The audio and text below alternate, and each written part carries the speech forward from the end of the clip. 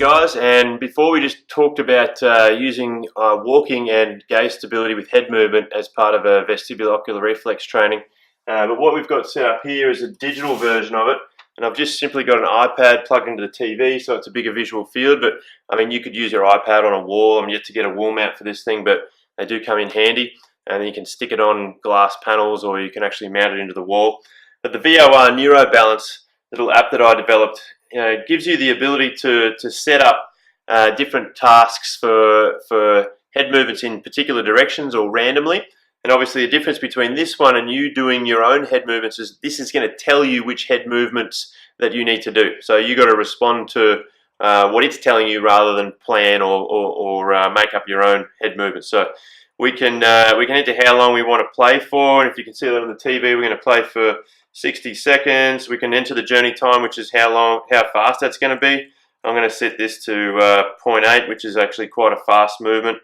And what we can do here is just set it up, and as you can see, hopefully on the screen there, you're going to have a central target with some letters that I'm going to ignore for now, and then we're going to have a moving blue target. Okay, so these axes really represent the lines of movement that different parts of your inner ear are going to respond to. Okay, so you've got horizontal canals, and then anterior posterior canals, and you've got your anterior posterior canals left and right, okay, as we move in diagonal movements. So the task here then is really, again, about getting creative with this visual in front of you. So again, we can use both balls. We can do walking lunges with shoulder press. We can do just walking lunges. We can do single leg squats.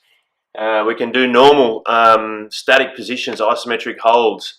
You can do a deadlift position and go through light, obviously, but halfway down deadlift position where you're just doing a static halfway deadlift hold with head movements very, very safely, obviously, without too much load, to improve your reflexive stability. Okay, so this is just stopped. So if you really want to get funky, you can actually start yelling out the letters and throw another cognitive task on top of the vestibular-ocular reflex, which is really driving it more into frontal lobe. And of course, the more planning you have to do, the more frontal lobe this is.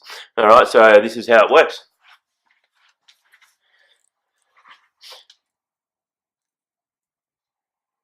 Okay, so I've got my eyes on the target, and I'm moving my head along the line of the blue. All right, and then if we want to start yelling out some letters, it's L, H, O, N, N, E, J, 6, S, I, V, G, P, J, 7, C, Z, 7, D, V, 9, B. So the process really requires the person to be moving the nose in line with the blue dot. Okay, and what you'll see with some people is the eyes will come off the central gaze and flick towards the moving target. Of course, we want to always look at moving targets, so we have to work hard on keeping that gaze centralized. So it pays for someone to watch you as you're doing this to make sure you're not making any mistakes, but usually the person knows they're going to make a mistake. As soon as they do it, they'll know their eyes are flicked off. All right, so that's the VOR. These are some other examples that you can do on top of that VOR with physical stuff.